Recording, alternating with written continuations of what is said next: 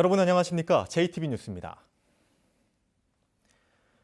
유권자들에게 홍삼 선물을 돌린 혐의로 기소된 이항로 진안 군수가 첫 재판에서 혐의를 모두 부인했습니다. 선물 살포가 실제 있었는지, 있었다면 이 군수가 이 과정에 개입했는지가 재판의 쟁점이 될 것으로 보입니다. 하원호 기자입니다. 이항로 진안 군수가 군수 취임 후 세 번째 법정에 섰습니다. 지난 2017년 설과 추석 명절을 앞두고 시가 7만 원 상당의 홍삼 선물 세트 400여 개를 돌린 혐의입니다. 첫 재판에서 이 군수의 변호인은 이 군수가 선물 살포를 지시하거나 개입한 적이 없다며 혐의를 전면 부인했습니다. 재판 직후 이 군수는 쏟아지는 질문에 별다른 답을 남기지 않은 채 법원을 빠져나갔습니다. 사후에 알게 되셨을 때 그러면 왜 애썼다, 수고했다 그런 표현을 왜 어떤 이유 때문에 하신 거예요? 그러면? 선생님 국민들에게 하실 말씀도 없으십니까? 국민들께 죄송합니다. 네. 직접 홍삼 선물을 포장하고 배달한 혐의로 구속 기소된 박모 씨 등 4명의 변호인도 누가 선물을 받았는지 특정되지 않았다며 혐의를 부인했습니다. 따라서 실제 선물 살포 행위가 있었는지, 있었다면 이 군수가 이를 사전에 알았는지가 재판의 핵심 쟁점입니다. 이 군수가 사전에 선물 살포를 알았다면 적극적인 개입이 없었더라도 유죄가 인정될 가능성이 높지만 사후에 알았다면 처벌이 어렵기 때문입니다. 이 군수와 이미 구속된 박 씨 등 4명이 혐의를 전면 부인함에 따라 앞으로 재판 과정에서 치열한 공방이 이어질 것으로 보입니다. JTB 뉴스 하원호입니다. 태양광 발전소 부지 폐기물 불법 매립 의혹 속보입니다. 이 폐기물 매립한 혐의로 경찰 수사를 받고 있는 한 인터넷 언론사 지역 기자가 증거를 없애려다 들통이 났습니다. 업체에게서 광고비를 뜯은 혐의도 받고 있는데 같은 혐의로 여러 명의 지역 기자들이 수사 대상에 오를 것으로 보입니다. 정원익 기자가 보도합니다. 폐기물이 불법으로 매립된 의혹이 불거진 태양광 발전소입니다. 발전소 부지 끝자락에서 굴삭기 작업이 한창입니다. 수사 대상에 오른 인터넷 지역 기자가 증거를 없애기 위해 굴삭기를 동원해 폐기물을 몰래 파내고 있는 겁니다.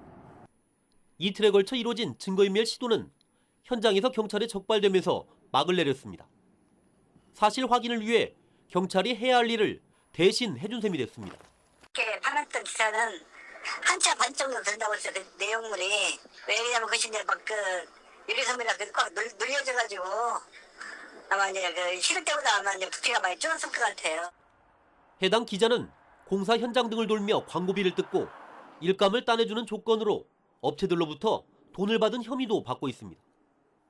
주민들은 그동안 이 같은 지역 기자들이 한둘이 아니었다며 분통을 터뜨립니다. 얘들 광고비 안 주면 알아서 기사 안 좋게 쓴다고 그런 식으로 하고 광고비 뜯어. 경찰은 이미 이 같은 기자들에 대해 내사를 하고 있는 것으로 알려졌습니다. 경찰은 폐기물 불법 매립 수사가 마무리되면 광고비 갈취 등의 의혹이 불거진 기자들에 대해서도 수사하겠다고 밝혔습니다. JTB 뉴스 정원익입니다. 고창 90호항 인근에 해상풍력발전소가 들어서면서 주민들에게 피해 보상이 이뤄졌습니다. 대책위원장이 보상금을 받게 해주겠다며 돈을 받고 소송을 주도했다가 변호사법 위반 혐의로 처벌을 받을 처지에 놓였습니다. 나금동 기자가 보도합니다. 고창 90호항의 해상풍력 발전소입니다. A씨는 지난 2014년부터 2017년 사이 수백만 원에서 수천만 원의 보상금을 받게 해주겠다며 인근 어민들에게 3만 원에서 5만 원가량씩 돈을 받았습니다. 소송을 위임한 어민은 무려 1,600여 명. 피해대책위원장이라는 A씨의 신분이 크게 작용했습니다. 3만 원씩인가 해가지고 가서 이렇게 사인도 해주고 다 이행을 해줬어요. 그쪽에 사진도 다 찍고 보상금 때문에 저희들이 거기에 접수를 했으니까. A씨는 또 2002년부터 최근까지 어민들의 영광원전 피해 소송에도 보상금의 5%를 받기로 하고 개입했습니다. 모두 변호사법 위반 행위입니다. 변호사법의 가장 중요한 부분이 금전을 받거나 받을 것을 약속하는 행위예요. 그러니까 돈을 받으려고 하면 그게 변호사법에 저촉이 된다. 더욱이 A씨에게 소송을 맡긴 어민 가운데 상당수는 실제로는 보상 대상이 아닌 맨손 어민들이었습니다. 경찰은 변호사법 위반 혐의로 A씨에 대해 기소 의견으로 검찰에 송치했습니다. JTB 뉴스 나금동입니다. 정부가 전북을 금융 중심지로 지정하는 게 타당한지 알아보기 위해 용역을 실시했는데 결과가 무기한 연기됐습니다. 금융 중심지 지정을 반대하는 부산권의 반발 때문인데 연기금 전문 대학원에 이어 금융 중심지 지정마저 무산되는 건 아닌지 우려가 커지고 있습니다. 송창용 기자가 보도합니다. 금융위원회는 지난해 4월 전북의 금융중심지 지정에 관한 필요성과 타당성을 따지기 위해 연구 용역에 착수했습니다. 전북을 서울과 부산에 이은 제3금융도시로 만들겠다는 문재인 대통령의 대선 공약에 따른 것이었습니다. 연관되는 금융기관들 또는 또 연기금에 관한 또 연구소들 모두 여기 직별해서 여기를 하나의 금융 중심지로 그렇게 발전시켜 나가야 됩니다. 용역 결과는 지난해 말 발표될 예정이었는데 무기한 연기됐습니다. 부산 정치권에서 비효율적인 정책이라며 국회 등에서 정부를 계속 압박했기 때문입니다. 저는 제3금융중심지는 서울과 부산의 금융중심지를 같이 망하게 하는 지름길을 갔습니다. 전라북도는 연기금 중심의 전북과 선박, 해양금융 중심의 부산은 차별화가 가능하다는 점을 들어 정부를 계속 설득해 나간다는 방침입니다. 하지만 전북 정치권에서 이렇다 할 뒷받침을 하지 못하고 있기 때문에 한계를 보이고 있습니다. 최종 어떤 결정권자는 이제 금융위니까 그 금융위에다가 우리의 적극적인 의지, 미래를 최대한 얘기를 하고 연기금 전문대학원 설립 무산에 이어 금융중심지 용역 결과 발표 연기까지 문재인 대통령의 공약인 제3금융도시 육성에 관한 사업이 또다시 좌초될 위기를 맞고 있습니다. JTB 뉴스 송창용입니다. 전주와 군산, 익산 지역 일반고 지원 학생 가운데 464명이 탈락했습니다. 지난해 미달 사태를 빚었다가 1년 만에 탈락자가 대규모로 발생한 건데 이 교육 정책이 널뛰기를 했다는 비판을 받아도 할 말이 없게 됐습니다. 조창현 기자가 보도합니다. 전주와 군산, 익산 지역 36개 일반계 고등학교의 모집 정원은 9,550명. 하지만 만여 명이 지원하면서 무려 464명이 탈락했습니다. 탈락자 수로는 최근 5년간 가장 많은 숫자입니다. 지역별로는 전주가 203명, 군산 139명, 익산 122명입니다. 고입 연합고사가 폐지된 지난해 평준화 지역 일반고에 지원한 학생은 단 한 명의 탈락자 없이 모두 진학했습니다. 올해도 같은 경향을 보일 것으로 예상한 내신 하위 등급 학생들이 일반고에 지원했다가 무더기 탈락 사태가 빚어진 것입니다. 작년 대비 올해 특성화 학교 지원이 500명 정도 줄어들었습니다. 그러니까 그 학생들이 그대로 풍선처럼 평준화 일반고로 온 거라고 생각을 하시면 되겠습니다. 도교육청이 연합고사를 폐지하면서 내건 정책 방향은 원하는 학생은 모두 평준화 일반고에서 수용하겠다는 것입니다. 하지만 학령 인구 감소에 맞춰 일반고의 학급당 학생 수를 줄이고 자사고 폐지 정책으로 미달 사태가 빚어지면서 대규모 탈락자가 발생했습니다. 결국 집에서 가까운 일반계 고등학교에 진학할 것으로 믿었던 학생들은 뒤통수를 맞은 격이 됐습니다. 또 경기 침체로 취업이 어려워지면서 특성화고 기피 현상이 심화됐지만 학교와 교육당국의 적절한 진로 진학 지도가 이루어지지 않은 측면도 있습니다. 전북교육청은 오늘 평준화 지역 일반계 고등학교 합격자 발표를 한 뒤 곧바로 탈락 학생을 대상으로 비평준화 고등학교와 특성화고, 자사고 입학을 안내하는 진학 지도를 시작할 예정입니다. JTB 뉴스 조창현입니다. 임실군이 출산 장려금을 3배 높이는 방안을 추진합니다. 남원시는 사회초년생을 위한 학교를 운영합니다. 주혜인 기자입니다. 임실군이 첫째를 낳으면 장려금을 100만 원에서 300만 원으로 높이고 넷째 아부터는 800만 원으로 높이는 조례 개정을 추진합니다. 또 산모와 신생아 건강관리비를 신설해 매달 110만 원씩 석 달간 지급하는 방안을 추진합니다. 남원시가 만 18세 이상 사회 초년생의 사회 적응을 돕는 교육을 시작했습니다. 이른바 사회 첫 출발학교로 청년의 권리와 일자리 등을 주제로 7차례에 걸쳐 전문가들의 교육이 진행됩니다.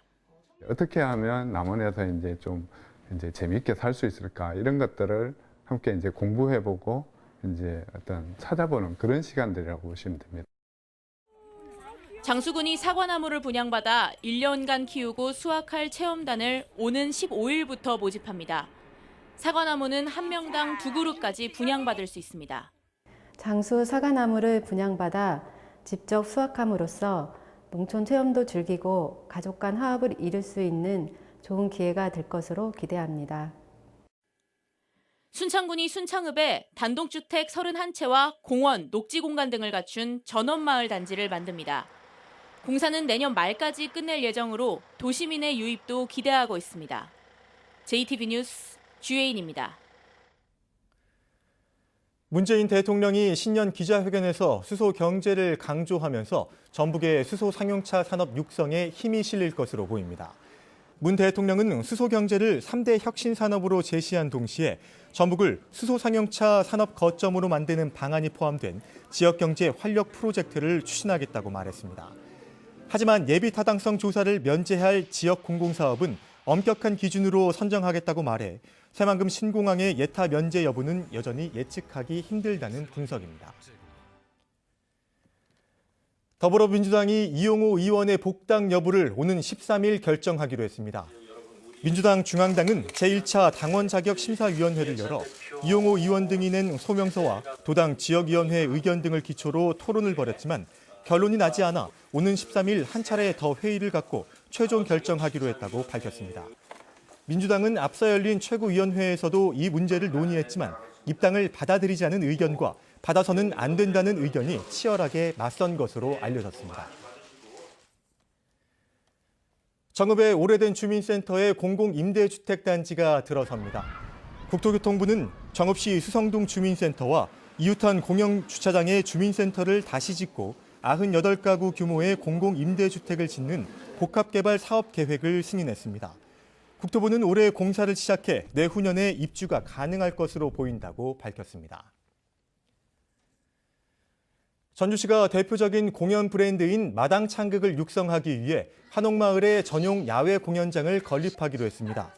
전주시는 이달 안에 설계 용역에 들어가 내년까지 모두 30억 원을 투입해 한병문화관 마당에 전주 마당창극 야외 공연장을 건립할 계획이라고 밝혔습니다.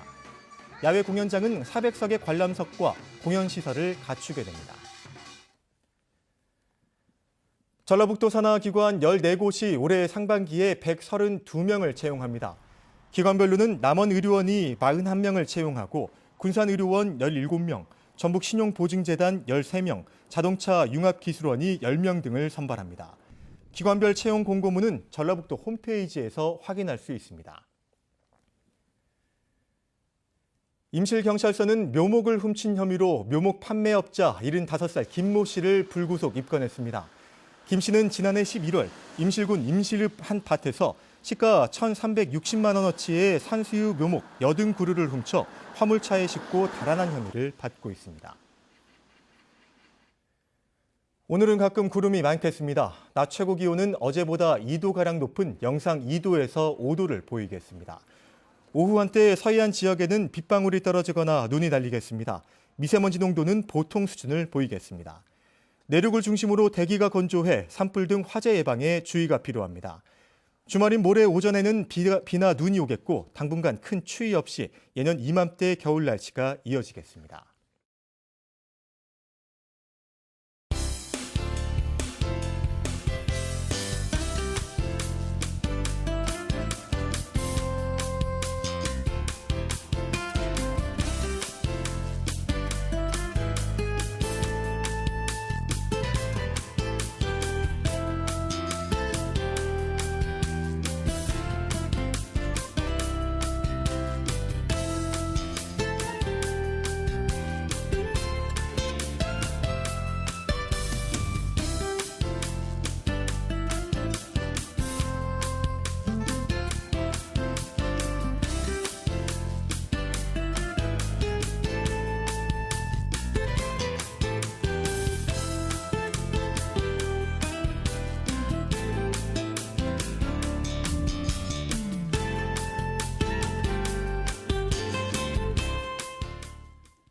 JTB 뉴스를 마칩니다. 고맙습니다.